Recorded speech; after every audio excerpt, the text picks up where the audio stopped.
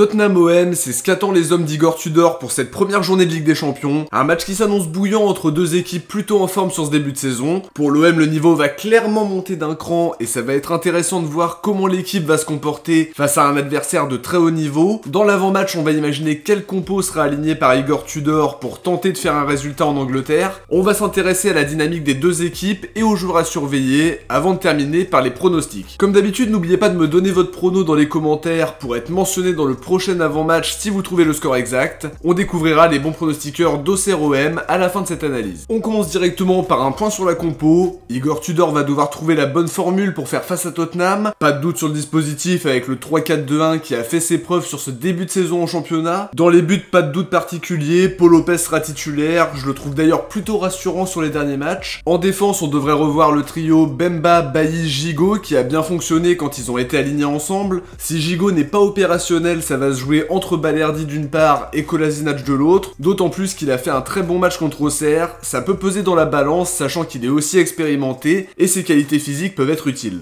Sans surprise, Klose et Tavares vont débuter sur les côtés, ils font partie des très grandes forces offensives de ce début de saison. Sur le plan défensif, ils sont aussi très bons et pas avares en effort non plus. Ce sera quelque chose de très important contre les Spurs d'avoir de l'influence grâce à nos pistons. Si on regarde les dernières compos, le duo Rongier-Verretou semble être privilégié. Rongier est capitaine en l'absence de Payet et semble totalement indiscutable dans le 11 de Tudor. Verretou est important dans l'équilibre de l'équipe et même s'il sort d'un match contrasté contre Auxerre, son expérience sera très utile contre Tottenham et j'imagine qu'il sera titulaire. Pour le trio offensif, il y a débat. Malheureusement, Sanchez est suspendu après avoir été expulsé contre Liverpool la saison dernière. Payet sera probablement titulaire, il a été préservé ce week-end et je l'imagine débuter. Guendouzi sera probablement à ses côtés pour exercer un gros pressing sur les défenseurs de Tottenham pour gêner les relances. Ça a été le cas pour les dernières compos et c'est probable de le revoir à ce poste-là. Son activité sera très importante pour presser l'adversaire et j'imagine Gerson débuter à côté de lui dans l'entrejeu s'il n'est plus gêné par sa blessure. Payet sera plutôt en faux neuf, en étant très disponible, en décrochant, parce que j'imagine mal Suarez débuter un match de Ligue des Champions, je le trouve encore un petit peu juste. Je préférerais voir un numéro 9, mais j'imagine que Tudor mettra une équipe de ce style en l'absence de Sanchez, et pour pas griller Luis Suarez, tout en sachant que Bakambu et Dieng ne sont pas inscrits dans la liste. On entre dans l'analyse en commençant par Tottenham, ils se sont très bien renforcés pendant ce mercato d'été, avec des investissements importants, plus de 50 millions sur Richarlison et Romero. Ils ont aussi saisi la bonne affaire Perisic, qui vient apporter de la qualité mais surtout de l'expérience. Ils ont fait signer Bissouma, qui est une valeur sûre de la première ligue depuis son aventure à Brighton. En défense, il y a le prêt de Clément Langlais, qui va tenter de se relancer après une fin d'aventure compliquée au Barça. Pour le moment, il a très peu joué, gêné par une blessure notamment, mais il sera peut-être titulaire mercredi puisqu'il a joué 90 minutes ce week-end contre Fulham. Ils ont aussi fait le pari de la jeunesse en recrutant Spence pour 15 millions à Middlesbrough. Pour se concentrer sur le jeu, ce qui est très dangereux chez les Spurs, c'est leur trident offensif, Kulusevski, Son, Kane, avec Richarlison qui n'est pas venu pour être remplaçant au vu de ses qualités et de l'investissement consenti. Au moins ils peuvent jouer sur tous les tableaux et ils ont vraiment des problèmes de riche dans ce secteur de jeu. Pour les départs, ils ont trouvé des portes de sortie à Winks, Reguilon, Ndombele et Lo Celso. Bergwijn est lui parti pour plus de 30 millions à l'Ajax. Sur leur dynamique, c'est plutôt pas mal. Ils sont d'ailleurs invaincus sur ce début de saison. 3ème de première ligue à égalité de points avec City, mais avec une différence de but bien plus faible. Sur les 5 derniers matchs, d'abord il y a eu ce match face à Southampton pour une large victoire 4-1. Ils ont enchaîné par un match nul totalement fou contre Chelsea en égalisant à la 96e sur un but de Kane. Par la suite, il y a eu 2 clean sheets, 1-0 contre Wolverhampton et 2-0 contre Nottingham Forest. Un match nul 1 partout face à West Ham et pour finir une victoire 2-1 contre Fulham ce week-end, histoire de se mettre dans les meilleures dispositions, même s'il faut aussi rappeler qu'ils ont un match très important contre City ce week-end. Une victoire les mettrait dans les meilleures conditions au classement et forcément ils vont jouer sur les deux tableaux parce que c'est la première ligue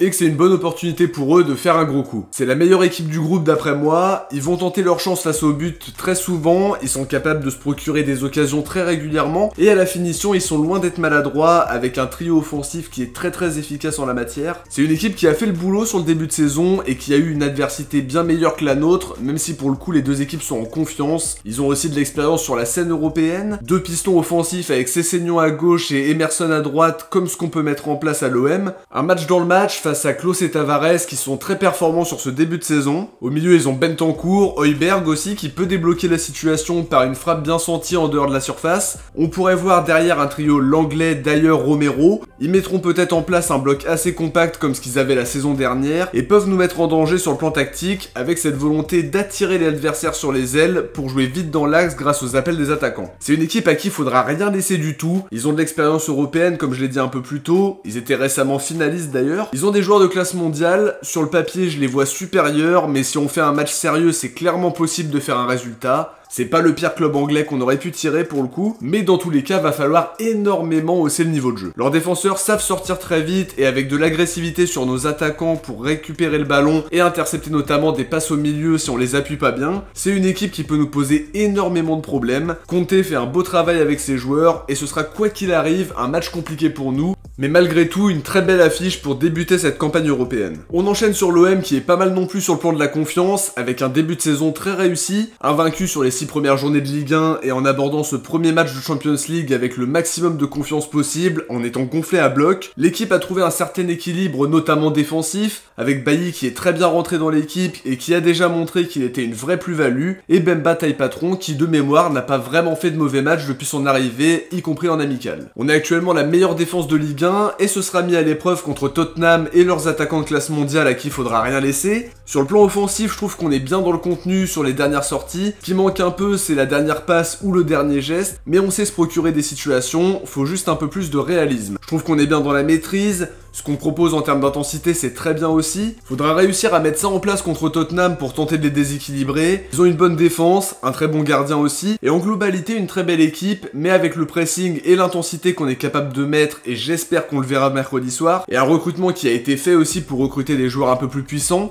Si on arrive à imposer notre rythme, ce sera très intéressant. Faudra pas jouer complexé, même si pour beaucoup la Ligue des Champions sera une nouveauté. L'essentiel sera de faire un bon match et de récupérer au minimum un point, voire plusieurs si possible évidemment. C'est important de bien rentrer dans la compétition, je l'ai souvent dit dans les vidéos, mais ce fameux match contre l'Olympiakos, la dernière Ligue des Champions qu'on a pu jouer, et ce but pris dans les tout derniers instants a été la pire entame possible, surtout contre l'adversaire qui était entre guillemets le plus abordable du groupe. Faut faire bonne figure et proposer un jeu solide pour tenter de repartir avec quelque chose et bien lancer cette campagne européenne. On enchaîne sur les joueurs à surveiller et sans surprise je vais dire Harry Kane pour Tottenham. C'est un attaquant de classe mondiale qui a déjà marqué 5 fois en 6 matchs cette saison. Typiquement le genre de joueur à qui tu dois rien laisser du tout. Il va pas trembler s'il a un face à face avec notre gardien, donc faut vraiment pas le laisser faire. Il est vraiment excellent à la finition, toujours très bon dans son placement. C'est le danger offensif numéro 1 des Spurs, même si Heung-min Son est un joueur extraordinaire qui fait de très grosses différences. Kulusevski aussi qui peut faire très mal, et Richarlison qui est aussi plus qu'un par ses qualités. Fallait en choisir un, mais il y a beaucoup de force offensive dans cet effectif des Spurs. Côté Marseillais, je vais dire Dimitri Payet.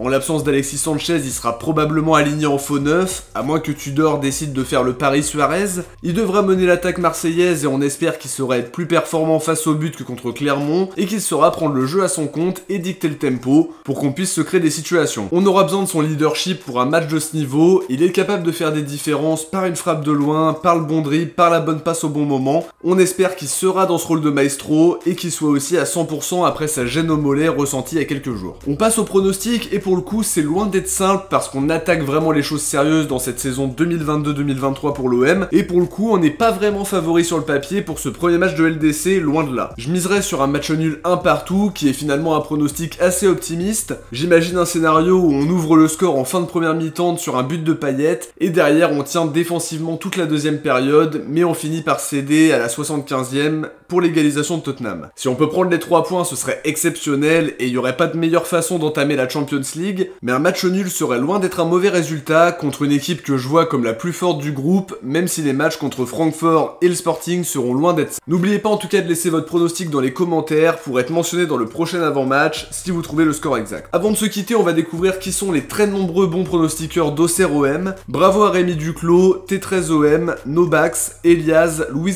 07, Laurent Moscalic, Idriss Asso, Damien Molinier, Rania Koulalen, Skydark, Elysium, Anthony Carpentier, Hugo Marquand, Mo.Léo, NSS 943, Damien Hocher, Minato, Benjamin Gauthier, Mendy 134, Nicolas Girin, Yanis Lopez Diallo, Marseille pour la vie, Fouzi, Antoine Chiga, Tim, Faisal Rekab, Ryan Mestras, Tom Sawyer, Skyterk, Christophe Douin, Denis Bollman, TOP, Dimitri Gotesk, Domi Gallet, Souliassine, Elijah Dial, Mévin, Miri Chemté, Jérôme Perrault, l'OM à la vie à la mort, Maxence Gaudron, Romain 44, Gazil 973, Rojat Gaming, Lorenzo Koutroupi, Lubriano, Marvo Gutz, Allez l'OM, Alexo, Le DZ, Adel Bouchouk, Jean-Christophe Plaza, Ali Daï, Enzo, Davson, Adrien Rongiara, Sedjay et Dixon Joker qui ont trouvé le bon pronostic. Bien joué à vous tous et merci à tous de jouer le jeu à chaque fois. De notre côté, on arrive à la fin de cette analyse, j'espère que ça vous a plu. Si c'est le cas, n'hésitez pas à laisser un petit pouce bleu pour aider la chaîne à être bien référencée et à vous abonner pour suivre l'actu de l'OM avec moi. Ciao, portez-vous bien et surtout allez l'OM.